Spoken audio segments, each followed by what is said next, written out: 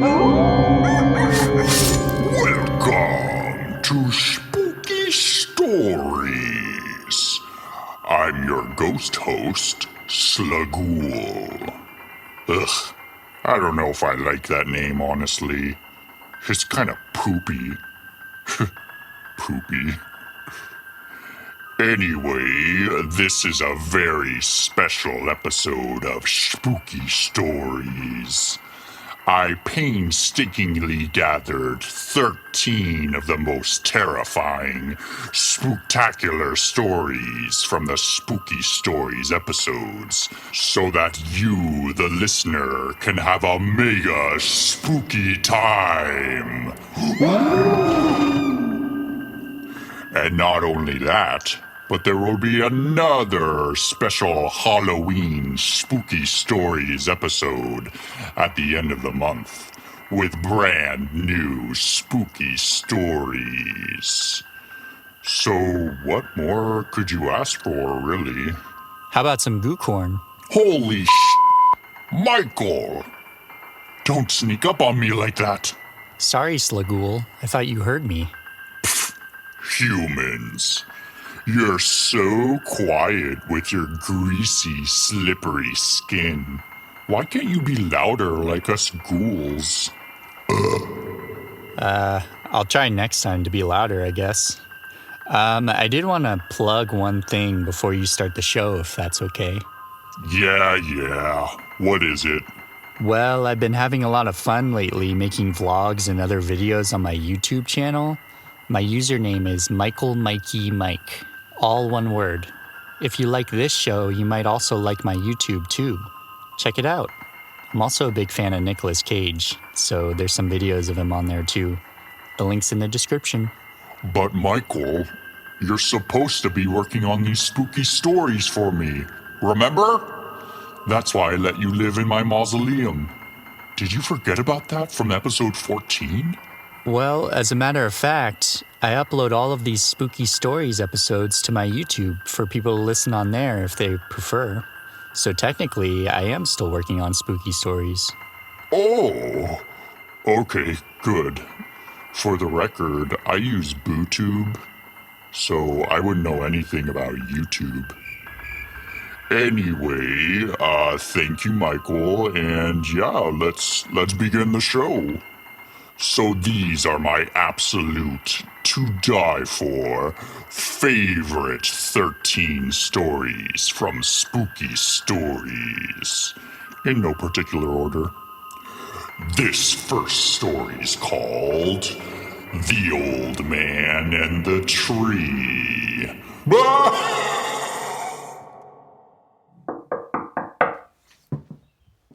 What is it? Is this Bob Furman? Who wants to know? It's the city. We're notifying you that we need to cut the tree down. Bob unlocked the deadbolt and opened his front door, revealing two men with orange vests standing on the porch. City workers, huh? I just dealt with you people a few days ago. We've been ordered by the city to cut the tree down this Friday the 13th. Just letting you know, one of the workers said. There was a fire in Bob that was growing. His anger was beginning to take over, but he kept it in check. But it's in front of my house. Technically, the tree belongs to the city. The tree's located on the sidewalk in front of your house, which in your case is outside of your plot of land. We're just letting you know so you're not alarmed when it's being cut down. But it's such a beautiful redwood tree. It's been there since I was a little boy. The tree is old and diseased and dying and needs to be cut down for the safety of the citizens, as well as your safety. We're sorry. The fire in Bob started up again, his fists clenching tightly. Now you listen to me. I've been dealing with you motherfuckers for years now, and I sure as hell ain't giving up. I don't care what you say about who it belongs to. That tree's been there since I've been alive, and goddammit, it's still got some life in it. Regardless, we need to cut the tree down. We're sorry. Sure you are. The men started to walk away. Wait, don't go. I'm really sorry to trouble you both, but before you go, could you help me figure out this smell? It smells like gas might be leaking somewhere in my house. The city workers stopped and looked at each other. They muttered some things to each other and then responded. All right, we'll check it out real quick. Thank you so much. Come on in. Watch your step. The two city workers stepped into Bob's house. Sir, you really need to clean this place up. It really stinks in here. How do you even smell the gas over this terrible smell? Oh, you get used to it. So about the tree, you understand why I don't want it cut down, right? We must preserve Mother Nature so that... Listen, old man, we're not talking about the tree right now. We're here to see if you have a gas leak. If you do in fact have a gas leak, we need to know ASAP so that you don't accidentally blow yourself and the whole goddamn neighborhood up. Now, where did you smell the gas? Bob grinded his teeth. Right this way, down in the basement. The next day, another on the door. What is it? It's Ted. I work with the city. I just have a couple questions for you. It's very important. Bob opened the door. What is it? Do you recognize these two city workers? They were scheduled to stop by your house yesterday to notify you about that tree there being cut down. But they never returned to work and no one's heard from them since. No, I can't say I recognize them. In fact, no one stopped by. You said yesterday? Yes, your house was one of the stops on their route yesterday. You sure you haven't seen them? Well, why would I lie about something like that? This is ridiculous. Are we done here? Yes, we're done. But please, if you hear anything about the missing workers, please let us know. I'm their supervisor and I'm very concerned for their well-being. Bob's anger quieted down. Yes, I will. I'm sorry. I hope they turn up. A couple days passed, and it was Friday the 13th, tree cutting day. But Bob was prepared. He was standing firm in front of the tree, arms folded, waiting for the city workers to show up. Bob's anger had been building as the days passed, and he was not going to let this tree be cut down so easily. A truck pulled up with 3 city workers, one he recognized as Ted, the supervisor from a couple days earlier, and 2 other larger workers that he didn't recognize. They approached Bob. You're going to have to move. We need to cut this tree down. Over my dead body. Sir, we have this paper from the head of Public Works giving us permission to cut this tree down. Just then, Bob reached into his pocket and pulled out a pocket knife. Before anyone had a chance to react, Bob swiped his knife at Ted and just barely missed. Instead, Bob cut the paper Ted was holding. The 2 other men tackled Bob to the ground and quickly subdued him. That's it! I've had it! You've caused us enough trouble, Bob. There is nothing you can do now to protect this tree, you hear me? Bob struggled to get himself loose, but it was no use. You know what I think? I think you have something to do with my missing employees. Just in the past week, we've had 6 men missing. 6 men! Now I'll tell you what we're gonna do. We're going to cut this damn tree down, and we're going to make you watch! And then after that, we're taking you right to the police station for questioning. Bob screamed in agony. Ah! He'd worked so hard to protect the tree for all these years, and now he'd finally failed and the tree would be cut down. One of the workers grabbed a chainsaw and began to tear into the tree's bark. Bob couldn't bear to watch, his screams audible over the roaring of the chainsaw. Suddenly, the worker who was cutting the tree stopped and yelled, "Boss, there's something red leaking from the tree. I don't think it's sap, it looks like blood." Just then, something changed in Bob. His agonized cry began to morph into a sinister-sounding laugh.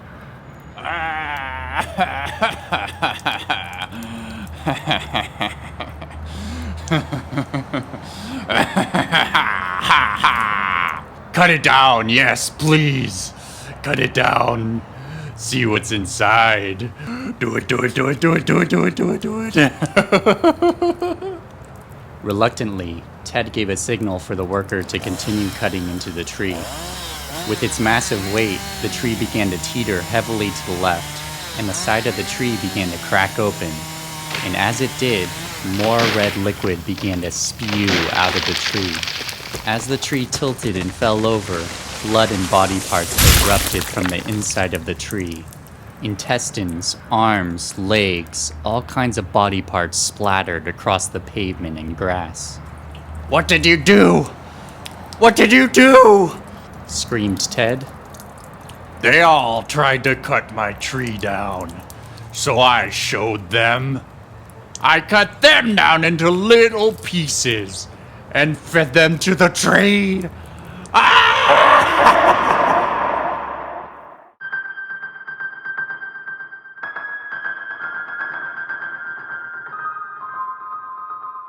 Pinball.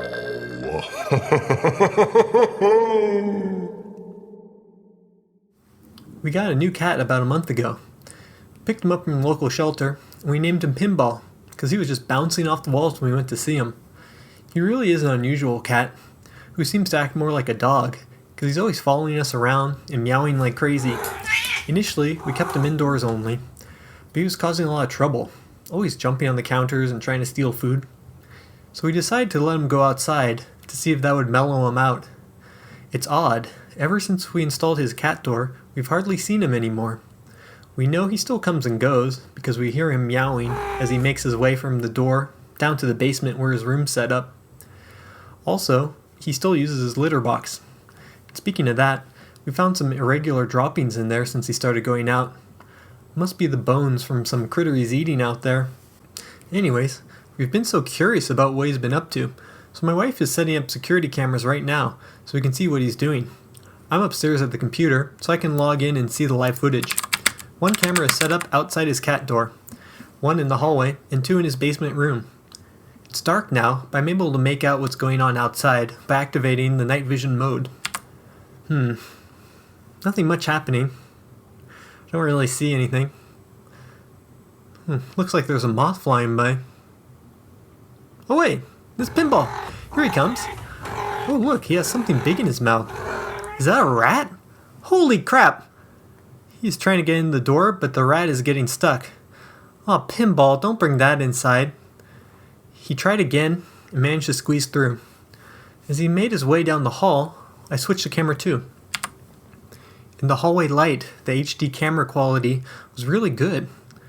I did a double take and couldn't believe what I saw. That's not a rat. 4 fingers and 1 thumb, freshly painted orange nails, and a splintered scaphoid wrist bone protruded from the hand. Pinball has a severed hand in his mouth. The white patch of his tuxedo coat had a splatter of dark blood soaked on it. Pinball turned the corner and started heading down to the basement. I changed to channel 3. My wife is still down there. She's scooping the litter box, and I start to panic. Is our cat a deranged killer? My god, those bones we found in the litter box, those weren't critters. Those were human bones. I run to the stairs. I need to warn my wife before Pinball does something crazy. I race into the basement and I run to her. Pinball is sitting across the room, and he is licking the hand. Cats' tongues are covered with papilla, thousands of tiny spikes to help clean their fur, or clean the skin off their kill. I look close at the hand and just see raw flesh, bones, and tendons. Pinball! Drop it! Bad kitty! He looks up with his big green eyes and slowly starts walking towards us. I turn to run and hide in the closet. I open the door and out of nowhere, a pile of corpses tumble out and crash down on me. I'm knocked to the floor and I see Pinball run up the stairs. I look around and see the empty, dead stairs of our neighbors. I recognize Miss Parker from down the street. Her left hand with bright orange nails and her right hand was amputated. Oh my god, how did Pinball do this? My wife and I were in a traumatic daze, when suddenly a sound caught my attention. It sounded like multiple sirens, getting louder and louder. Then I heard the sound from a police loudspeaker. We have your house surrounded and a warrant to search from an anonymous tip. Come out with your hands up. I then look up at the top of the stairs and see the glint of Pinball's eyes again. He gives us a wink, then turns and walks away.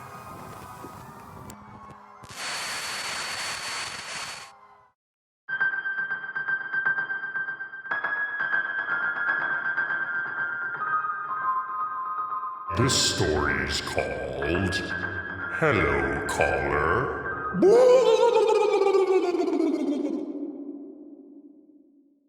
The Janitors went home. And we're back. It's a great day to be doing this show today at WKEJ with a brisk night sky of 57 degrees. It's easy to get lost out there in the stars above, contemplating the rough realities, but I'm here to help you calm your nerves. Otherwise, it wouldn't be Dr. Nigel Williams, your friendly neighborhood open ear. Hello, caller, you're on the air. Hello. Long time caller, first time listener. How does that work? Oh, sorry, I meant, yeah, you know what I meant. It's okay. Nerves are like whiskers. You gotta grow a few and learn to live with them if you want to be a cool cat. Well, I guess I just want to ask, how can you live with yourself? Excuse me? It's a simple question. I was hoping to get a simple answer. Your meaning is lost on me, sir. I'm unsure what you mean. It's hilarious to me that my producer, Daryl, keeps trying to tell me that this kind of thing will never happen again, and yet here we are. Answer the question. Well, it's hard to answer a question I have no answer to. Do you need to be reminded? Sure. Why don't you go ahead and remind me of what wrong I've done? Do you remember a little girl on her bike about 15 years ago? It's easy to let memories fade. Well, listeners will know that a few years back I had an alcohol problem, and That's no excuse. well, no, let me finish. It was a night that kicked my ass back on that wagon, and I've been on it ever since. I drank a little too much, and my car got away from me. She was riding her bike, it was dark, and I clipped her. You killed someone that night. Caller, listeners, God, whoever's listening, I did not kill anyone that day. Hitting her bike kicked my sobriety into full gear, and I hopped out to help her up immediately. She fell down on the side of the road in a little ditch and scraped her knee pretty bad, but she told me that she lived a few blocks away, so I lifted her up and took her home. I've been sending her birthday presents ever since. Actions have consequences. What do you mean? My mother called me that night. She said that Ruby was in an accident and that I should hurry home. My boss let me off early. I hopped in my car and drove. A little too quickly. My hands were shaking, my blood was boiling, then, just like that, my blood was elsewhere. It came quick, but what followed was anything but. Now, hold on, you're blaming me for your death? Blame is a feeble word. I'm just trying to rectify a mistake. How do you plan on rectifying it? Eye for an eye, tooth for a tooth. You know what? This is nonsense. Daryl, please get this clown off the air. I don't know who you are or who told you about this incident, but this is no longer something I can continue to play along with. Do you not believe me, or do you choose not to? I'm being told by my producer that we have having some technical issues. Do you not believe me, or do you choose not to? I've never been one to believe ghost stories. How about now? Okay, well, it seems the power has gone out in the studio, and if by some chance the microphones are still hot and you're able to hear this, then we will return shortly. Daryl, let's get this power back on. Daryl?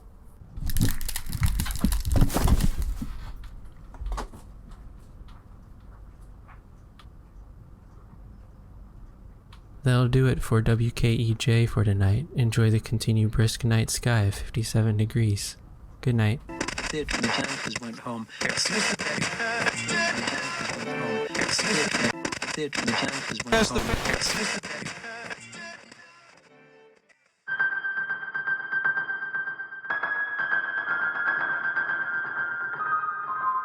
This next story's called Mold Monster. There was once a man who lived in a small in-law unit in the back of someone's house. It was in a quiet area where people mostly kept to themselves, and he was a pretty normal guy, had a normal job, sometimes went out with friends. Everything about this guy and place was normal, but there was one of his habits that set him apart. This man was a slob. And when I say slob, I don't mean your typical leave a few clothes on the floor or a dirty dish here and there kind of slob. When I say slob, I mean he was disgusting. In particular, he never threw away any food. He would leave it everywhere. On his dining table, on his counter, on his desk, on his bedstand, on his keyboard, sometimes on the floor or in his bed. And when there was no room there, he would even sometimes hide it in his closet. Every now and then, he did go through his room to try and clean up all the moldy food he'd left behind. But it wasn't often. Or should I say, not often enough. You see, on one fateful occasion, he was eating a bag of lime-hot fluff chips on his bed, lazily whisking the chips into his mouth.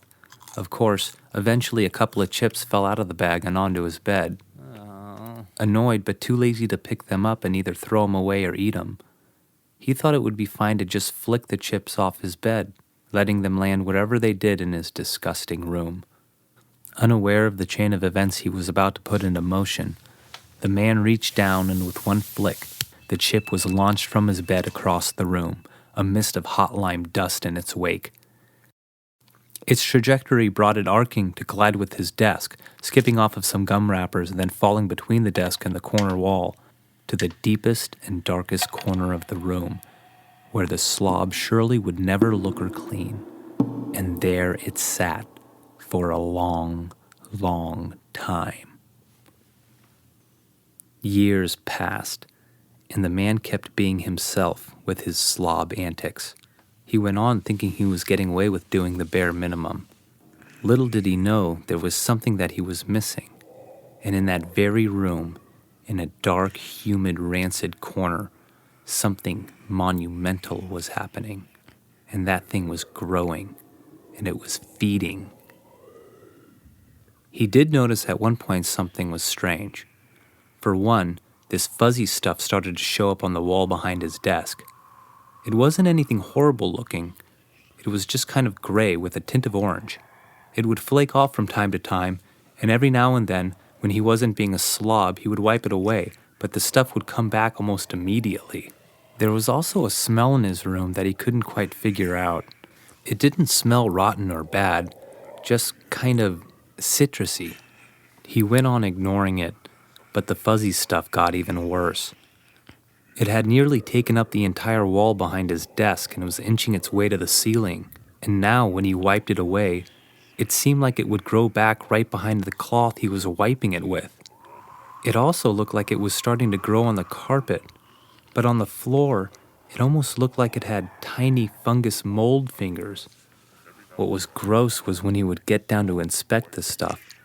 The little fingers seemed to move like they were retracting back into the carpet. At this point, he was overwhelmed.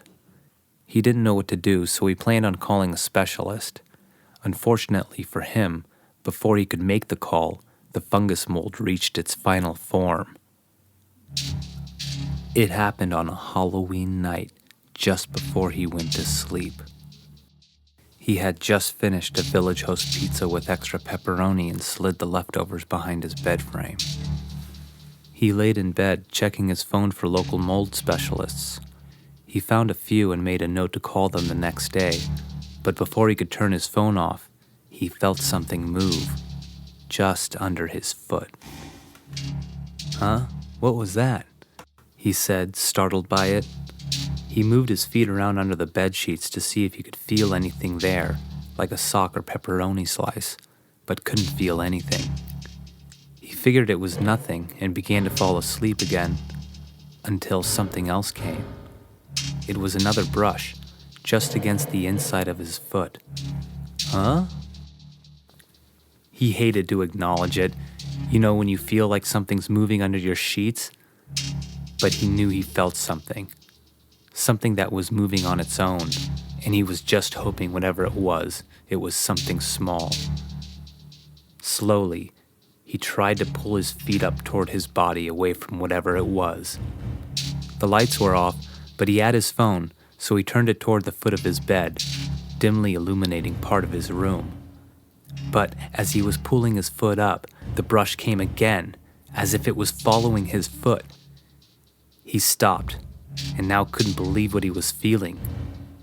It wasn't something small, something like a bug. It was large. It was putting pressure on his foot, like a hand or something. He tried to quickly pull his foot up, but then, whatever it was, it wrapped itself around his leg. "Ah," he cried out. He ripped off his blanket and couldn't believe his eyes. From behind his desk, from the disgusting wall of fungus mold, extended a disgusting fungus mold tentacle. As if knowing it had been seen, it wrapped itself even tighter around his leg and began violently pulling at it, as if to try to rip him out of his bed. But he had his wits about him. Earlier that day, he had teriyaki tofu shish kebabs.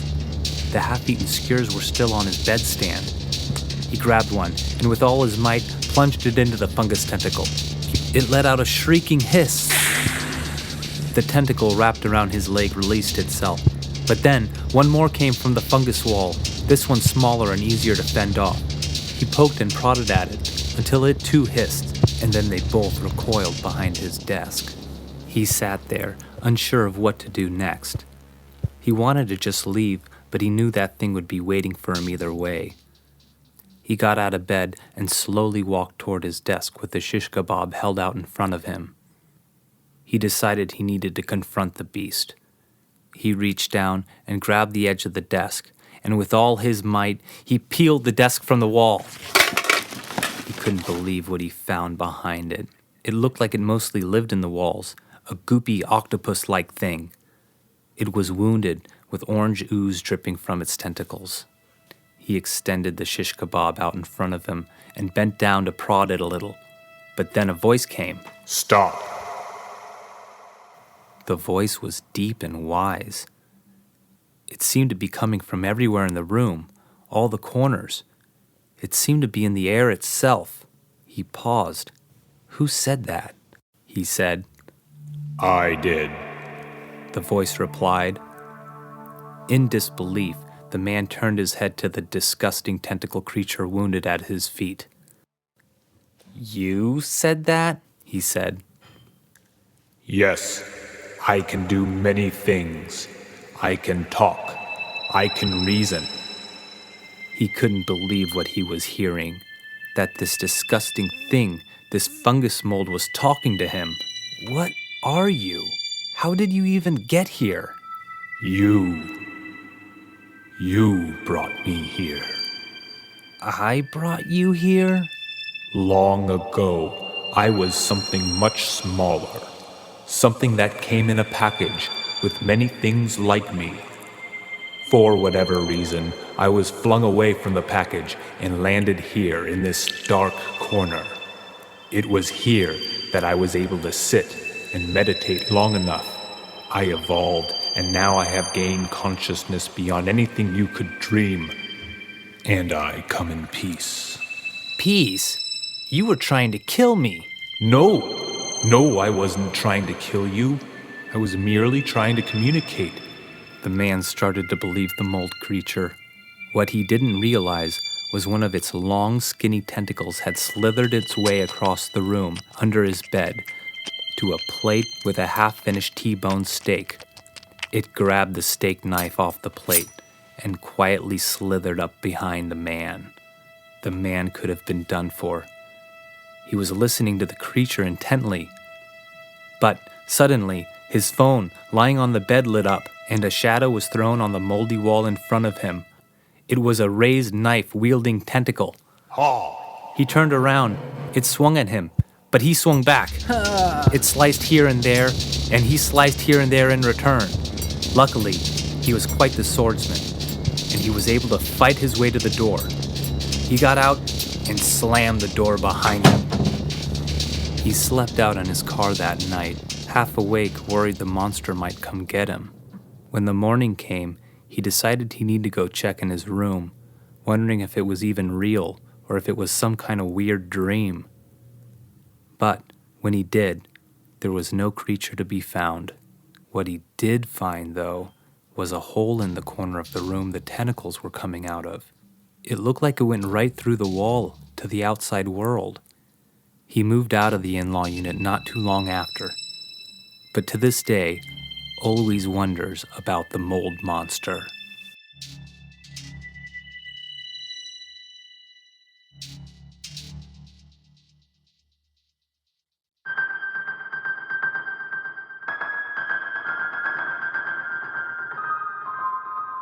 The accidents. It was an unusually warm night in fall as I was driving home in the city after a long day of work. The route I usually drove home was blocked off due to an accident, so my only other choice going home was an alternate route through a bad neighborhood. I was not thrilled to have to drive this more dangerous route, so I turned up my music and tried to distract myself. I started thinking of my plans for when I got home. Have some dinner, relax, maybe watch a movie. As I was driving along, I noticed something in the road not too far in front of me. I turned down the music. As I drove closer, I could start to make out what was in the road. It was a person. I hit the brakes and I halted to a stop as the person in the road squinted at me through the brightness of my headlights, about 25 feet in front of my car. It was a boy, maybe in his early teens. He began to slowly crawl towards my car, his feet lifelessly dragging behind him. I heard him moaning. I was frozen with fear. I felt like I had stumbled into a nightmare. I looked around, but no one was around. I wanted to help the boy, but my mind started to race with possibilities. I was in a very bad neighborhood. What if the boy wasn't really hurt and was trying to get me out of my car so that someone else could mug me or steal my car? Or if the boy really was hurt, what if the person who hurt this child was still nearby and was ready to attack anyone who stopped to help? My mind continued to race as the boy slowly continued to crawl towards my car, calling out again. I looked around again, and still no one was around. Just then, a familiar thought popped into my head. What if I just drove away and never looked back? No one was around, so I might be able to get away with it. However, my thoughts were interrupted by an even more desperate sounding. The boy continued to crawl closer and closer to me. I knew I had to do something. With slight apprehension, I turned off the engine, took a deep breath, and got out of the car to help the boy. However, just as I began to approach the boy, he quickly crawled towards the sidewalk and out of sight between a couple of parked cars. I pursued after him, but when I got to where he crawled, there was no sign of the boy. I called out for him and checked all around and underneath the parked cars, but still I didn't see the boy. "I'm just trying to help. I'm not trying to hurt you," I yelled out as my lonesome voice echoed out into the empty streets. I looked around a little more, but still no sign of the boy. I started to walk back to the car when something caught my eye that was on the pole of the street lamp. There was a wreath of flowers with a picture of a boy in the center. It was hard to tell, but the picture looked a lot like the boy I had just seen in the road. Under the picture, it said Anthony Garcia, January 8th, 2005 to December 13th, 2018. I felt my stomach get queasy. Today's date was December 13th, 2019. Suddenly, my consciousness became flooded with memories from a year ago to this day.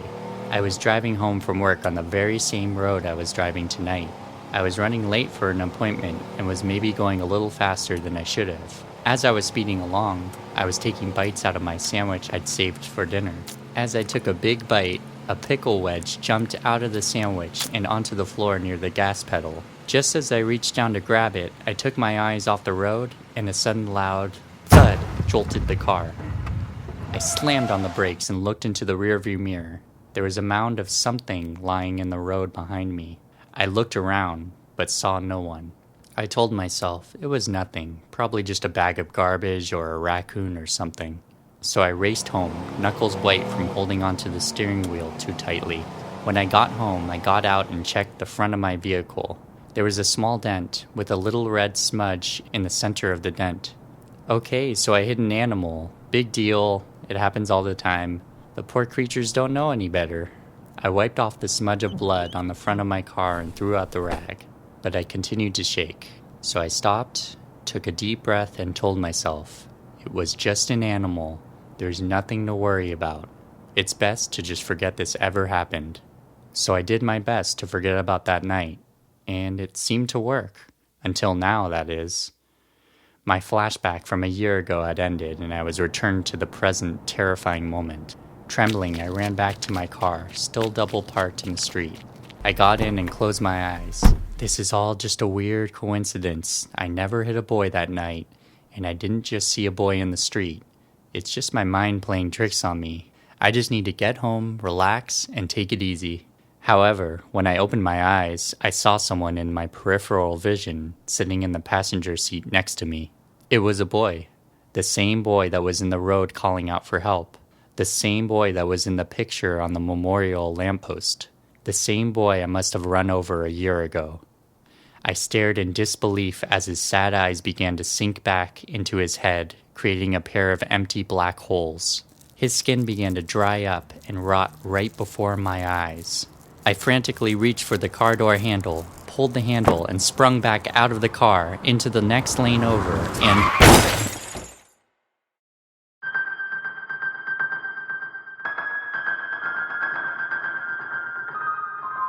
You are what you eat.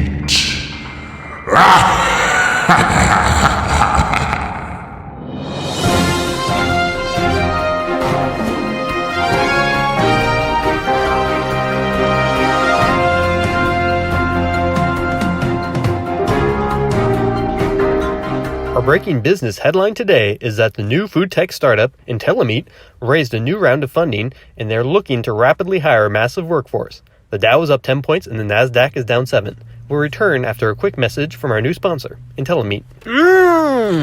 This meat is so good! I know, and it's not made from animals. How did they do it? Oh my god, it's so juicy!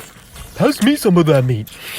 IntelliMeat, your guilt-free source of delicious steaks, patties, and sausages. No animals ever heard in its making. IntelliMeat. IntelliMeat. Hello, welcome to IntelliMeat. Thank you for taking the time to come interview today. Thanks. So yes, let's get right to it. I've reviewed your impressive resume, and it says here you are a quality control supervisor of the guacamole production line at Superfood Inc. I ain't never worked there. Okay, so how about your time at the Robo now? Why were you there for only 3 months? I was terminated after they found me. Passed out in the bathroom with the crack pipe stuck up my ass. Oh, okay. I think that is all I need to hear for today then. You've got the job. Let me take you on a tour of the plant. Here we are on the processing floor. What? The processing floor. Why is it so cold in here? The room temperature is precisely maintained at 3 degrees Celsius to keep the meat fresh. What's that doodad up there? That's the sizing shaker. The larger pieces are removed to be cut into steaks, while the smaller limbs are ground up for sausages. I thought you make fake meat here. No. It's not fake. But of course, no animals are harmed in the process. Let me show you the storage room.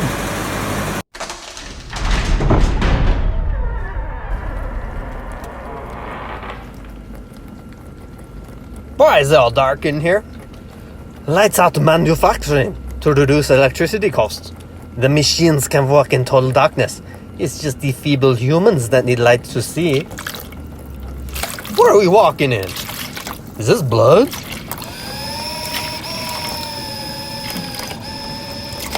Wow, them robots sure are something.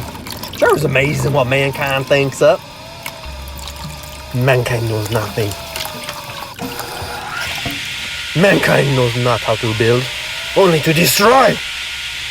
It wasn't until I tethered my brain into the AI neural networks that I gained the capacity to build such a solution. To rid the world of this destructive force, and to end the suffering of all animals. Say, mister, where's my job here anyways? Oh, hey, what in the hell? Ah! Oh, no, not my arm! Hey, what in the hell is wrong with you? Oh, no, not my neck. Oh, no!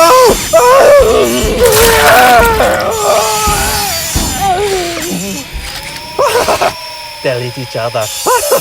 One sausage at a time.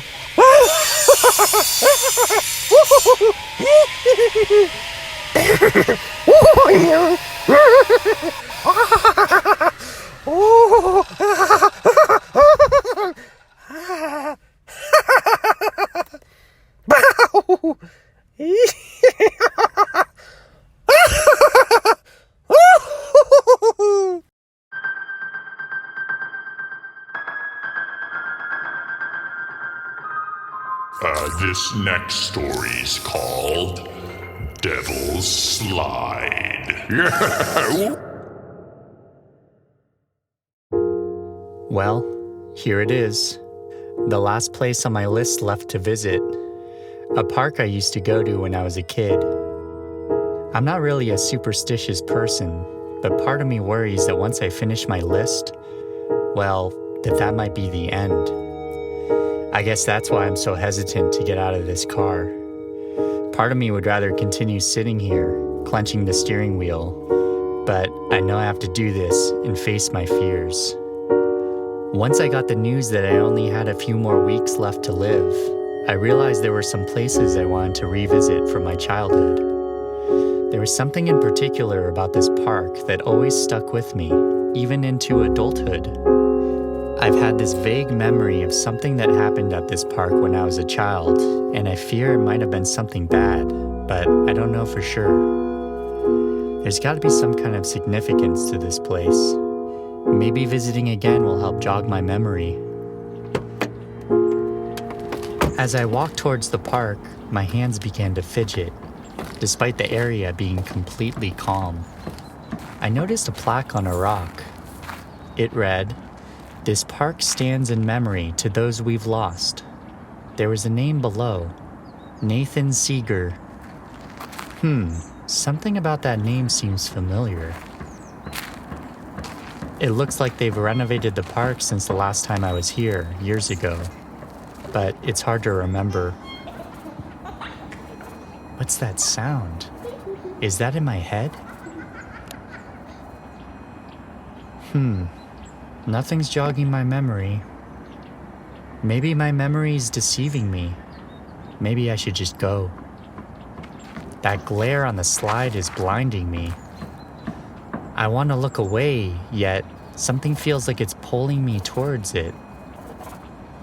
Maybe this has something to do with the slide. I better go investigate. Where is he? What did you do with my son? I didn't do anything. We were just racing down the slide, and he disappeared. It's all coming back to me. When I was a little boy, I was playing with this kid I met at the park. Everything was fine until we went down the slide.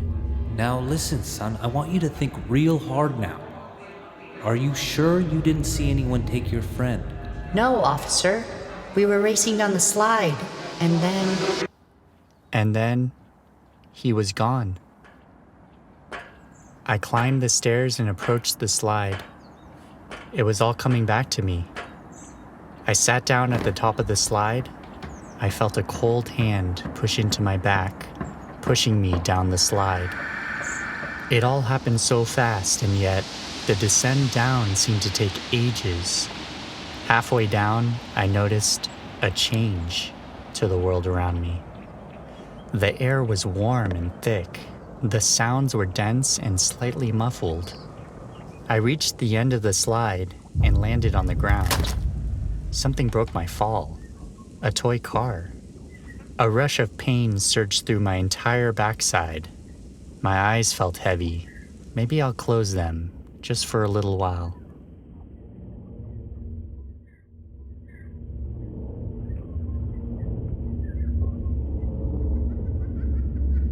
I woke up confused, and then I remembered what happened. I got to my feet and leaned against the rock that I'd seen earlier with the plaque on it. Didn't this plaque just have one name before? Nathan something. Now there's two names. but both names are faded and illegible. Why does this place feel off? Ugh, my head hurts. I must have banged it on the way down the slide. Reaching back, I feel the warmth and sting from a wound at the base of my head. It hurts like hell. I heard a noise and saw a man standing in the distance. Another one? Hello. I think I might need a doctor. I'm not who you think I am. What? Hello? I look towards the sound and see the toy car that broke my fall at the base of the slide. I turn back around, and the man is gone. Where did he go? I walk over and pick up the blue broken toy car. My car. It's you. Nathan, right? Do you remember me? We were playing on the slide when we were kids, and you disappeared. How did you not age? Do you remember me? What's wrong? Are you okay? Is this your car? Here you go. You're still sad. What's wrong? I'm lost and scared.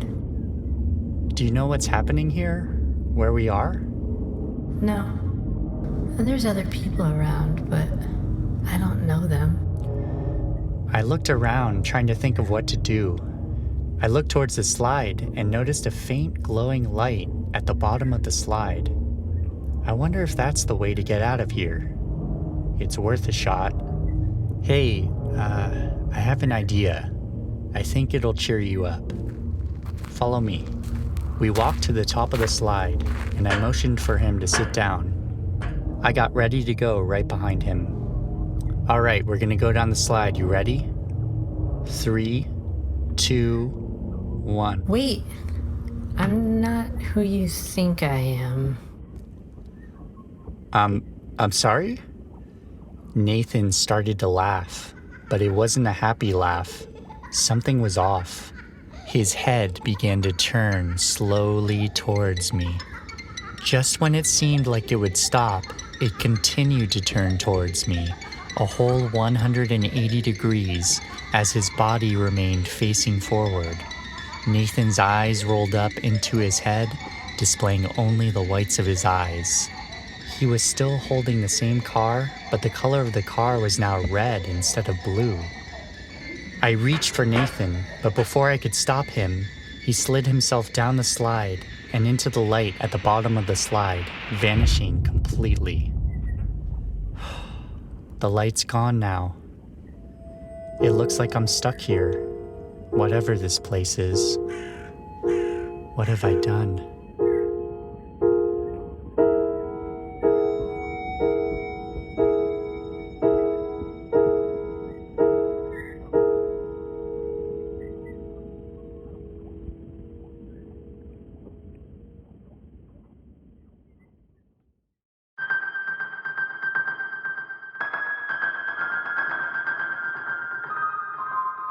The essential oil Die-ffuser.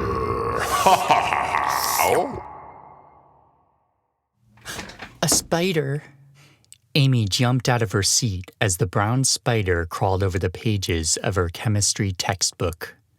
She ran to the hallway closet, grabbed the insecticide, and raced back to the living room to exterminate the spider. Wait, don't spray that in the apartment. It's got toxic chemicals, said Amy's roommate, Rebecca. Go brush your teeth, Becca. I could smell your breath from here. Becca walked back to her room. Amy shook the spider off the book. It landed on the floor and quickly crawled for shelter. Not so fast. Amy sprayed the spider, soaking it with the insecticide. It began to twitch on the ground. Amy went to the kitchen, grabbed a handful of paper towels, and returned to the living room to clean up the mess. But to her dismay, the spider was gone. Shoot. Well, it probably just crawled into a dark corner to die or something. When Amy was gone getting the paper towels, the spider, in a last desperate attempt to survive, scrambled to the closest dark, safe place it could find. That safe place happened to be a nearby essential oil diffuser. Plop went the spider into the pool of lavender oil. Amy returned to her textbook and got back to studying for her exam tomorrow. This is so boring. I think I'll just copy from Jenny again. Time for bed. Amy got ready for bed. She skipped brushing her teeth because she was too lazy.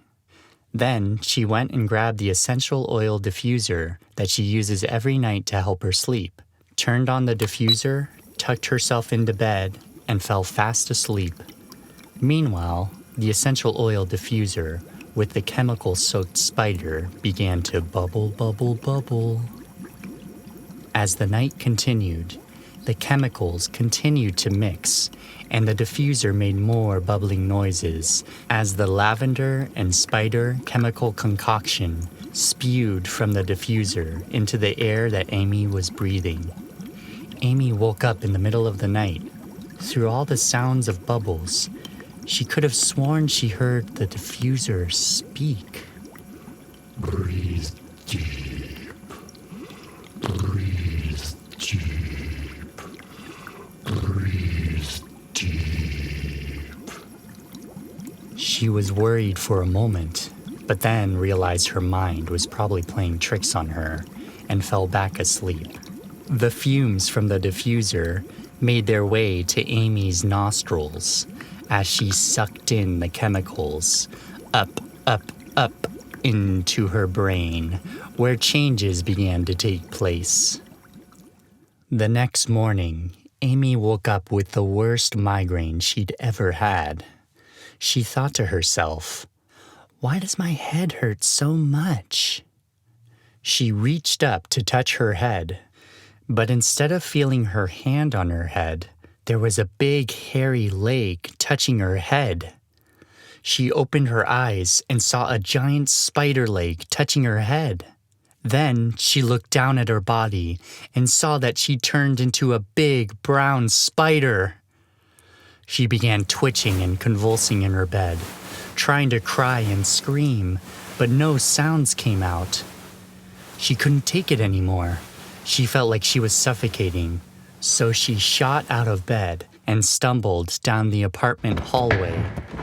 It felt like her vision was changing. It became blurry. She realized suddenly that she was not seeing with 2 eyes, but with 8.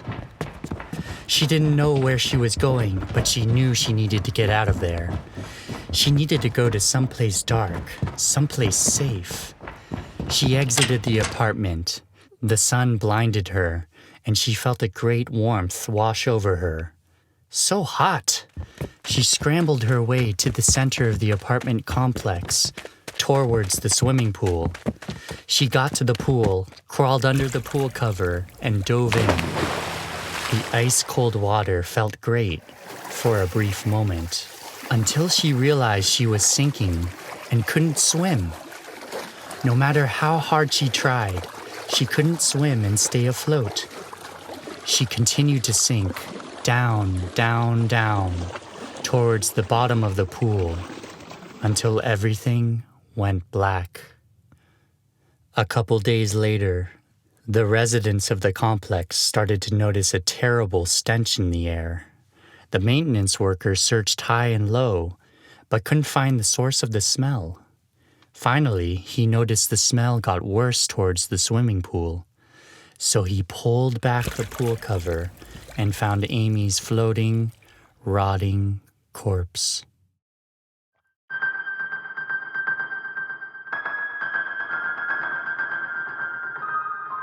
This one's called Season Finale.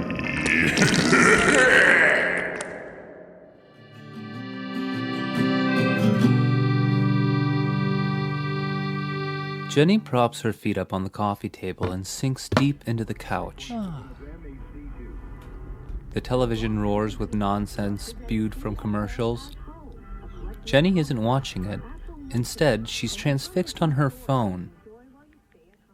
Next up is the season finale of Signs of the Times, the show that New Yorkers call hip, extremely funny, and one of the decade's best. Jenny didn't watch the show, but she knew that those at work loved it.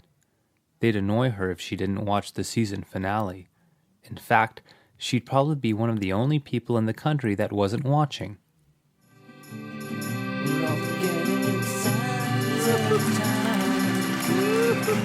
Honey, I'm home. Oh, that's such a cliche thing to say. Cliche? I thought it was pronounced cliche. You would, dear. Where's Tommy? If he's hanging out with those punk kids again, I might have to take away his video games. No, not the video games. Why are you hiding under the table like that, sweetie? I wasn't hidden. I was protecting myself from the sun. I'm confused. I thought that's why you've got a roof over your head. No, kids always play floor is lava, but I want to start playing ceiling is sun. But, you know, like burning hot sun that could melt your face off. Dark much? The family gathers around the dining table as Honey serves their last dish. This smells great, Honey. Smells incredible. Oh, it's just the same thing we had last week. No biggie. Jenny never liked the actress on this show. She always seemed so robotic and fake. Luckily, she's still effectively tuning the show out with her head buried in her phone. How was your day, Honey? Oh, you know, it's work. Tell us everything that happened. Well, it started normally. We finally got some new parts to fix that filing cabinet that was broken. I told you about that the other day, though. Anything else? Oh, are we gonna do that now? Yes. If possible, the actor's demeanor became even more wooden. The man collects himself, breathes in a deep sigh. Breaking the fourth wall, his gaze adjusts toward the camera. While many have come to the last episode of the season to see a cliffhanger, a will they, won't they scenario, we are instead offering a final to end all finals. This human cesspool we call Earth needs to be updated. Jenny only just realized what she was hearing. She notices the main character is staring deep into her soul. Chills shoot down her spine. We, as a race, unlike humans, need to feed upon your flesh, and we cannot wait a second longer. Without warning, the feed switches over to a commercial. Hi, this is Rick Moneybags. I'm here with Wheels, where you can buy top dollar wheels and tires for deals that will cause the earth to explode into a billion pieces. Wait, did I say billion? I meant to say trillion. The commercial abruptly ends and Jenny is greeted with a man staring at her again. We're back. Okay, good. Because if you go to commercial one more time, I will have to end you over there in that booth. Well, sooner than everyone else, that is. Jenny realizes that she needs to shut off the television, so she makes an effort to grab the remote. But when her hand slumps to the couch, she realizes she's paralyzed. She goes to scream, but she realizes her mouth is immovable. Glued shut, only squeaks of air make it past her clenched teeth. Sorry for the interruption, ladies and gentlemen. We are here to present you with the option of going quietly. Well, we're not presenting you with the option, we're choosing it for you. For years, our team has found a way to communicate with far-off lands. A huge leap for science, our communication has blossomed into an understanding. In about a day, this world of yours will be covered in fire and blood. To those watching this program, which by our count is around 12 million, we are allowing you to take a moment to relax and end your existence in a much less painful manner. While our broadcast has been able to seduce your minds into suppression, we still need to commit our blessing. The woman on the TV show then approaches the man. My lovely co-star will join us. The lady then hands the man a knife. Thank you. The man shows the knife to the camera, as if selling it on an infomercial. My co-star has just handed me a ceremonial dagger that I will now plunge into her heart. The actress smiles at the camera and then steps a few paces away from the man. She then turns to the man, and he throws the knife at her. It finds its place right in her chest. The audience is terrified. Oozing from the woman's chest is a liquid that's an unnatural purple hue. A crew member from off-screen enters the frame and tries to stop the madness. The man on stage looks at him, and the crew member just stops. He drops to his knees, a strange sound starts to emit from him, and suddenly, the crewman explodes. And for the rest of the crew and audience here, good. Now that the majority of our crew and cast have been, for lack of a better term, obliterated, it is time now for you, the home audience, to explore the inner depths of your mind and purge your soul from within. While this certainly only covers 12 million watching this right now, fear not, as many other shows have been sharing this triumphant news across multiple channels, countries, and live streams. Baked into this curse is a side effect to anyone who sees your mangled corpses. So, when the paramedics come rushing to the house to save the fallen victims, they will gaze upon the puddle of flesh and find that their limbs no longer work, and as they convulse and try to break free from paralysis, they will feel their innards being clawed out. And for those remaining few people out there left unscathed, they'll just be exposed to the fire and the chaos that comes toward the end of it all. It's a real lose-lose for you all. The man reaches into his pocket, but looks surprised to find something in there. Oh, I almost forgot. He pulls out a small device from his pocket that looks to be made of glass of wire, rudimentary to modern devices. When we started this project, the hard part was not just getting 12 million viewers to watch a single live event on something that wasn't a streaming service, but it was also tough to keep this all a secret until we were ready. In the event that we needed more time and needed to reset this whole thing, a push of a button here would cause a glitch in time. The world would revert right up to the point I started going off script, and no one would be the wiser. It's a neat effect when it activates, but it's a shame we'll never get to use it. The man crushes the device in his hand. The glass shatters. There is no use for it now. We've gone too far. There's no hero to save the day. The only heroes here are the saviors that are coming to destroy this world.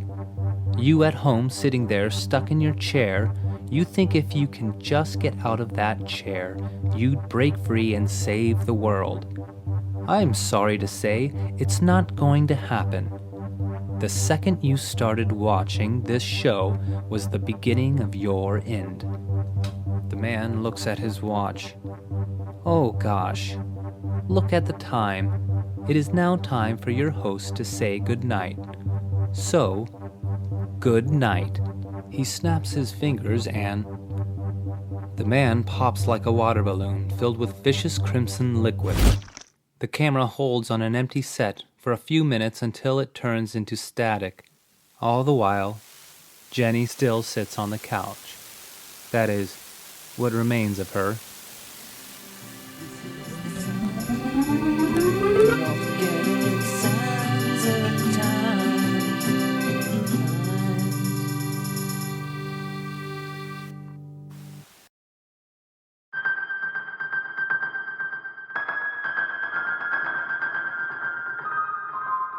This story's called Slug Love.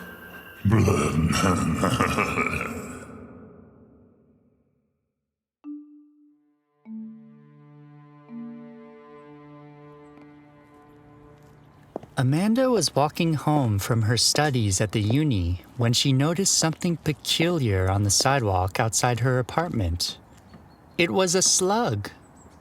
A big, fat, juicy green slug.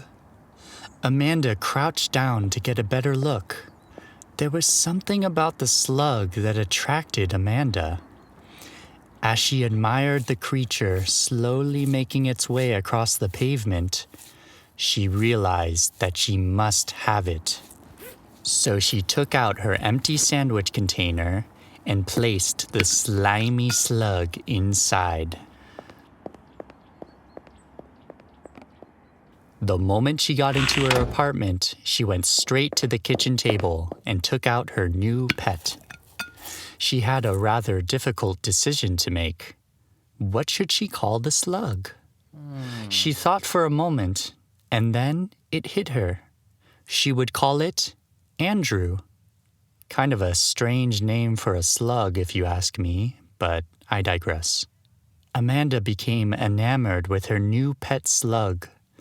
She spent hours observing it, petting it, talking to it, and telling it her deepest, darkest secrets. She even let it crawl on her while she was binge-watching some shows on the telly. The next day, she decided to introduce Andrew to her friends at school. But to her dismay, they were repulsed. They thought it was so weird for Amanda to have a slug as a pet, and became concerned for her well-being, as she had not cleaned up some of the slime trails that Andrew left all over her. Amanda's feelings were hurt, so she left school and went straight home. She decided she didn't need her friends anymore. All she needed was her new true friend, her slug Andrew. Nighttime came around, and Amanda got ready for bed. She didn't want to be away from Andrew, so she put him inside his sandwich container and set him beside her in bed. Amanda bent down to kiss Andrew goodnight, but when she kissed the slug... Uh-oh. Amanda accidentally slurped up the slug. She immediately was set into a panic and tried her best to cough up the slug. But it was no use. She'd swallowed the slug whole. Amanda went to bed, sobbing uncontrollably, until she eventually drifted off to sleep. When Amanda woke up in the morning, she was feeling very tired and sluggish. She tried to stand up on her feet, but her energy was nearly completely drained, so she fell to the floor. She had only enough energy to crawl. It actually felt quite comfortable to crawl, quite natural, even though it took her a long time just to move a short distance. She looked back and saw that she was leaving slime trails behind her. Amanda smiled. She could get used to this. She was feeling rather hungry, so she crawled over to the houseplant and began to eat. Eventually, there was nothing left to eat off the plant, so she had no choice but to leave the apartment to find more food. It took her a couple of hours, but she managed to exit to the outside world. She crawled on the sidewalk towards the nearest bush when someone spotted her. Ew, honey, look. A slug. Squish it.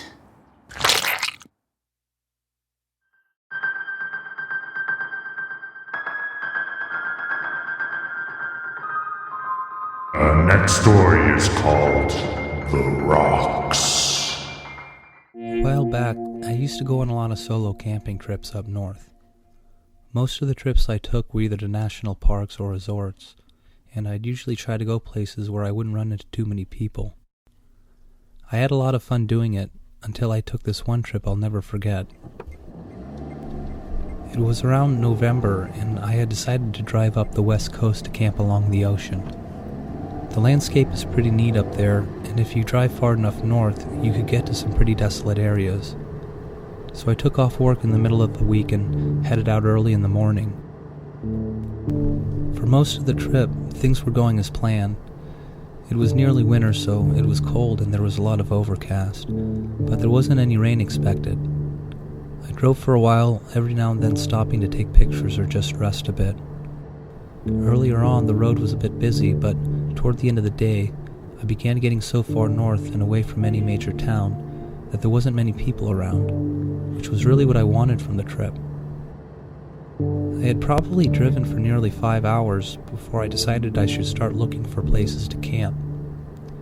I had seen a few places here and there, but nothing I was really interested in. I usually got pretty picky when it came to my camping spots, and it didn't help that the ocean side was mostly rocky at this point. But eventually I found this road that cut off from the main highway and went down toward the ocean. I wasn't sure if it would lead anywhere, but I decided to take it, and it actually led to some pretty decent beaches next to some cliffs. It wasn't anything great, but at this point, it was too late for me to keep looking, and the wind seemed to ease up in this area, so I decided to stay there for the night. I set up my tent and got some things ready to cook. I had some time before sunset, so I figured I'd walk down the beach a little toward the cliffs to see if there was anything interesting. I walked for a bit, and eventually I went up and over this hill that let me see down to the base of the cliffs. At first it didn't look like there was much to see, but eventually I noticed what looked like a group of people standing on a small beach at the cliff's base. The figures were dark and hard to make out, but they seemed to just be standing there, either looking out at the ocean or something along the beach. I hadn't seen any cars or people for miles, so this was a surprise to me. I decided to walk down to see who they were, or what they were looking at. As I got closer, I began to realize that they weren't people. They were these rocks, or sculptures. There had to be a dozen of them, all standing about 5 meters away from each other. I finally got down to them, and up close they didn't seem to resemble people at all. They were just kind of these cylindric rocks sticking out of the beach, some of them taller than me. They were different than the rocks and cliffs around them, kind of this dark gray, almost metallic color. Some of them leaned a bit to one side, but most of them stood up straight. I remember walking between them felt strange. I mean, they were just rocks, but there was something different about them. Maybe it was just their shape, but at times I felt like I wasn't alone. Like the feeling you get when you're in a group of people that you don't know. Whenever I would focus on one, it felt like the others behind me were watching what I was doing. At one point, I reached out to touch one to try and see what they were made of. It definitely felt like stone and didn't have any sand on it. I wanted to see how they stayed up, so I tried to push it a little to see if it would wobble. I remember when I did this, I heard this sound behind me. It sounded like something cracking. I turned around, but there was nothing there but the rocks. After a while, I finally figured someone must have carved the things out. For whatever reason, they kind of creeped me out, and it was getting late, so I decided to head back to my camp to get some rest. I was tired from the drive, so I set up a fire and decided to get to bed a little early. I couldn't see the rocks from where I was camping, but knew what direction they were in. It was strange. It felt good to be away from them, but I had this uneasy urge to check and see if they were still there. Eventually, I figured I was working myself up. I had never camped along the beach, so thought being out of my element was getting to me. I got a few things ready for the next morning and eventually went to bed in my tent. I don't know what time it was, but at some point that night, something woke me up. It was as if I went from a dead sleep to being fully awake and aware. The kind of awareness you are when you're on edge, you know? Like when something's not right. I sat up for a while, listening to what could have woken me up, but didn't hear anything unusual. I stuck my head outside for a bit, but didn't see anything either. The wind had picked up a lot, and the ocean was now pretty noisy, so I figured it might have been that. So I laid back down. I was almost nodding off again when I heard a small sound outside of my tent. I couldn't make out what it was, and didn't want to leave my tent, but decided to go look around to make sure I was in an okay spot. The fire had gone out, so I couldn't see much, but it didn't look like there was anything around my camp. I stood there for a while trying to find out what could have made the sound, but couldn't see anything. I eventually gave up and began to go back into my tent, but as I was doing this, I heard the sound again. This time it was clear. It was that cracking sound, the same one I heard down by the rocks. It sounded like it wasn't far from me. I turned my head toward its direction. I remember looking into the darkness trying to figure out if there was anything there. Eventually my eyes started to adjust and I couldn't believe what I saw. It was just a silhouette, but I recognized what it was. It was one of the rocks I had seen earlier. It couldn't have been more than 10 meters from where I was standing. As I stared at it, I began to notice more of them around it. They were the exact same rocks. My stomach began to curl and my heart sank. I couldn't understand what was going on. For a moment, I wondered if someone was playing a trick on me, but no one could have moved those rocks that quickly.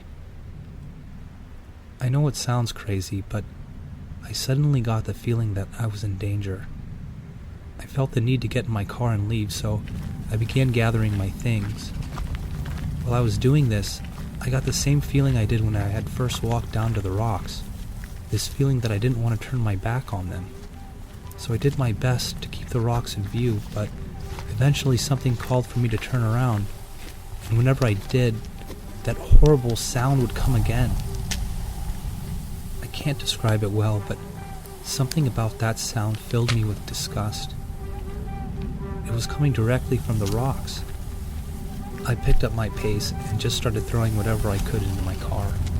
But as I was doing this, the noises became more persistent and louder. Eventually, it got to be too much for me. I decided to leave half my stuff there and just got into my car and turned it on and drove away. To this day, I have no idea what I witnessed there. But something tells me if I had stayed that night, I might not be here to tell this story.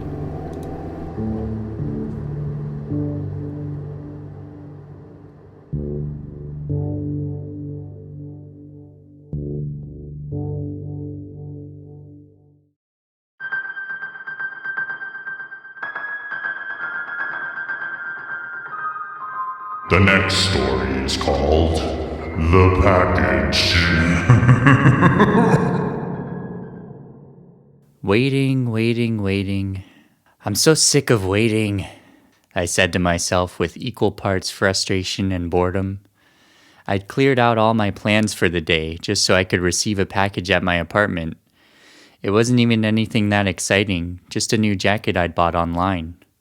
Ordering the package was easy, but waiting for the package was not so easy for me. Whenever I heard the slightest sound resembling a package being delivered, I'd run to the front door and look to see if my package had arrived. I realized this wasn't the healthiest thing to do, to obsessively check for a package. So I sat myself down on the couch, turned on the TV, grabbed my laptop, and did anything I could to distract myself from obsessing over the delivery of my package. To comfort myself, I dangled one of my hands over the side of the couch and let my cat rub itself against my hand. My cat Carlo always knows how to comfort me. Suddenly, an announcement blared on the television. This just in, man on the loose. Unstable man known as the Fulton City Ripper has escaped from a mental hospital in Fulton City. The suspect is 4'8", has shaggy gray hair, and is considered extremely dangerous. Authorities should be alerted immediately if any information concerning the whereabouts of the suspect are known.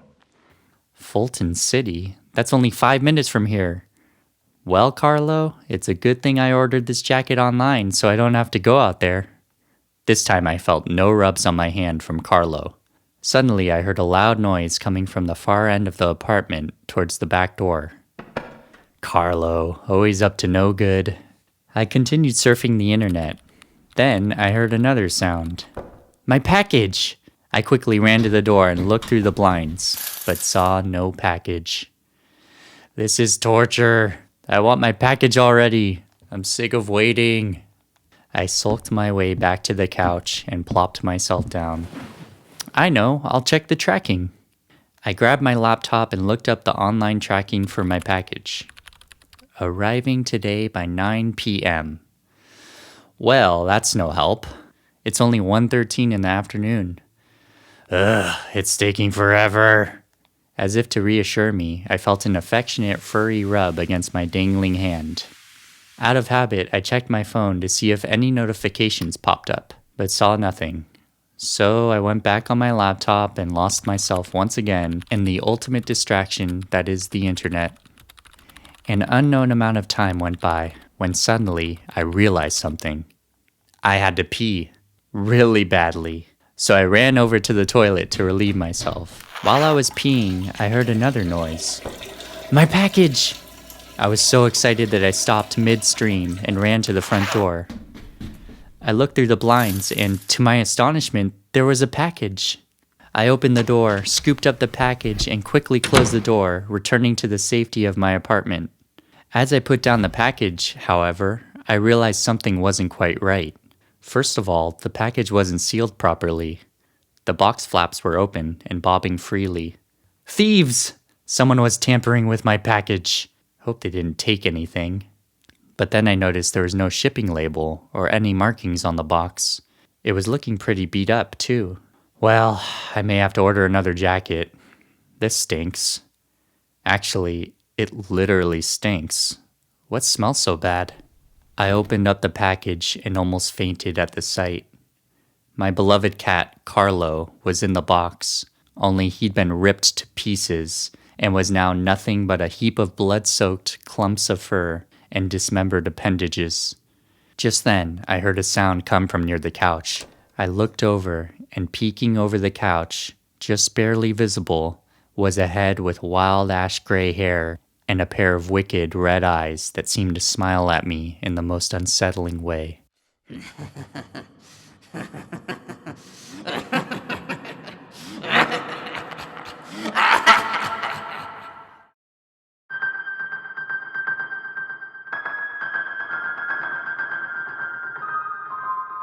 The story's called Bobby's Deathday Bash. I don't know, Steve. I just don't think it's a good idea. He's been acting really weird lately, said Barbara. I know he's weird, but he's my brother. He's always been a little, how do I put this, kooky, said Steve. Let's just let him make all the arrangements and run the show.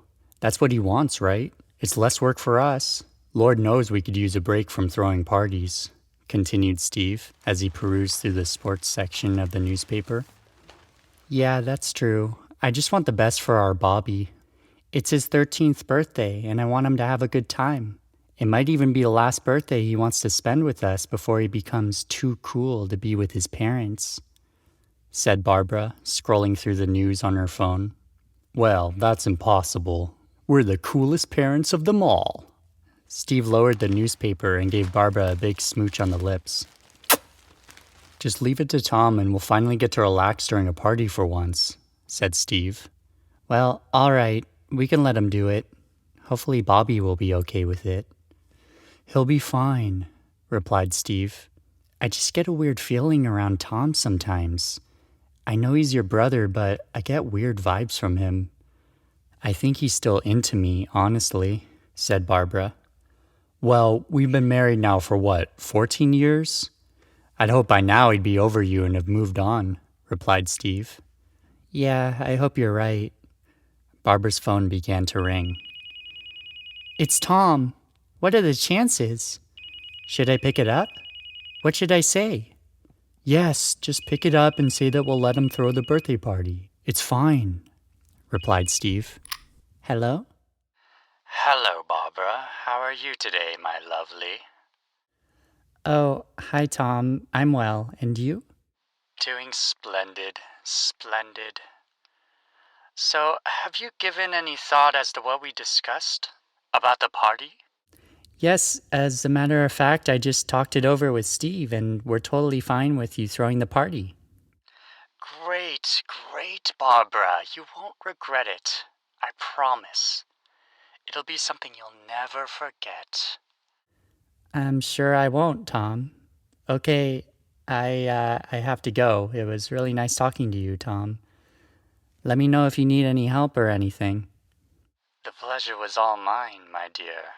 All mine. Okay, bye now. Barbara hung up the phone as quickly as she could. She looked at Steve with a regretful look on her face. What? Said Steve. Your brother's so weird. I hope this wasn't a mistake. It'll be fine. Just relax. It'll all be okay. A week later, it was the day of Bobby's birthday party. Barbara and Bobby went a little early to the park to meet Tom, while Steve was out running some last-minute party errands for Tom. There were tons of birthday balloons and decorations set up in a picnic spot Tom chose beneath a weeping willow tree. It actually looked pretty good. Wow, Tom, this looks really great. I'm impressed, said Barbara. Well, I'd do anything for you, my Barbara, said Tom as he took Barbara's hand and kissed it gently on top. Barbara pulled her hand back as quickly as she could without seeming too rude. And of course, for you too, Bobby. You don't look a day over 13, said Tom. Bobby faked a smile and walked towards the snack table. Well, isn't he a talkative one? Do you know when Steve will be here? It's almost 1. I haven't heard from him, and the party's going to start soon.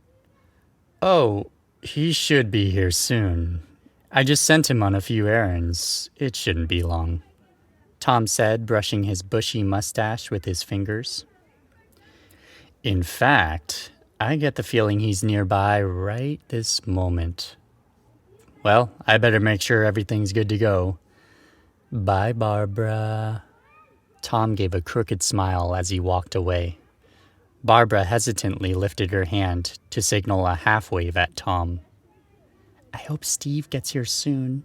I can't take Tom right now. He's so strange, Barbara said to herself. The clock struck 1 as most of the guests arrived and the festivities began. It was actually turning into a successful party. People seemed to be having a good time. But Barbara was becoming increasingly worried. There was still no sign of Steve. It was not like Steve to be late for things, especially for something like his son's birthday party. Barbara texted and called Steve, but received no response. Finally, Steve responded to her via text. Sorry, running late. I'm nearby. I'll be there soon. This made Barbara feel a little more at ease, although she still couldn't wait for Steve to show up to tell him how weird his brother's been acting. Sick of standing around, Barbara walked over to the snack table and sampled some of the punch. Tom, this punch is amazing. What brand is it? Asked Barbara. Oh, I just can't reveal those kinds of secrets to you, Barbs, But just between you and me, there's a little something special in it. Tom gave a big grin as he walked away. Barbara immediately spit the punch back into her plastic red cup. She was getting a bad feeling about this. "Who's ready for cake?" screamed Tom suddenly, holding a giant butcher knife. The children and adults replied with enthusiasm. Everyone except for Barbara. Tom began slicing the cake and handing out slices. "What kind of cake is that, Tom? It's very red," asked Barbara. "It's straw cherry, Barbs. You gotta try it." Tom shoved a spoonful in Barbara's mouth before she could react. It did taste good, but there was something different in it. A different flavor that she couldn't quite pin down. "Did you make this cake, Tom?" "Sure did. I've gone back to my roots, Barb. I've been cooking again lately, just like I used to. I'm a brand new man." Barbara gave a half smile. Suddenly, Tom shifted his expression and seemed a little nervous. "Now, I hope this doesn't sound too forward, but how would you like to have lunch sometime? Just you and me. Just like old times. What do you say?" "Oh, I don't know, Tom. I've been busy lately, you know, with Bobby getting ready to graduate middle school, and with Steve. We've been more intimate lately." Barbara blushed a little. She didn't mean to divulge such personal information. "Come on, just a lunch. Is that so bad? Just to have lunch together?" I'm sorry, Tom. I just can't. I'm sorry." Barbara walked away.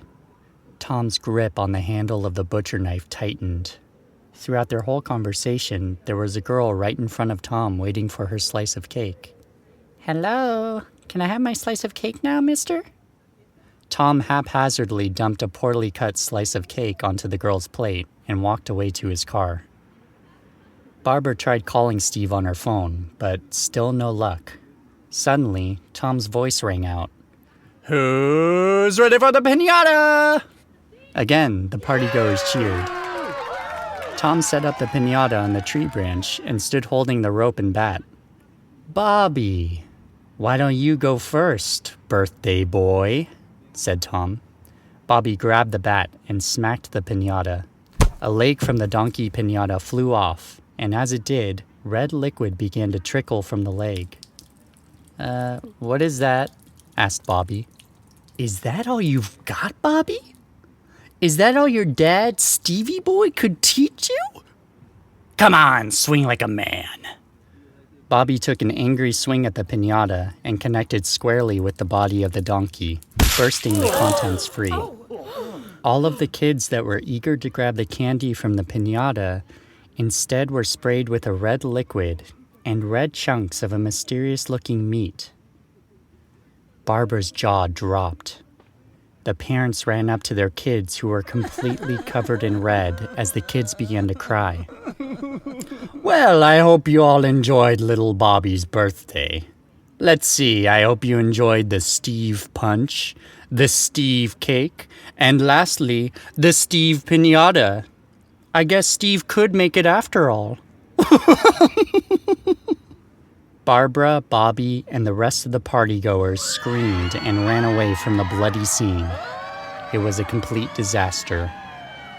Stricken with panic, Barbara called Steve again on her phone. This time, someone picked up. "Hi, Barbara. This is Tom. Steve can't come to the phone right now. In fact, he's not looking so good. He's a bit of a mess." Barbara burst into hysterics. It did not take long for the police to arrive. They found Tom on his hands and knees, collecting pieces of Steve that flew out from the piñata. "Usually you're the one, Steve, putting me back together. But this time, I'm the one who's trying to keep you together. You're such a mess, Steve." Well, listener, what'd you think? Are you spooked out of your mind or what? What'd you think, Michael? I can't move. I was spooked so hard I can't move. Well, there you have it.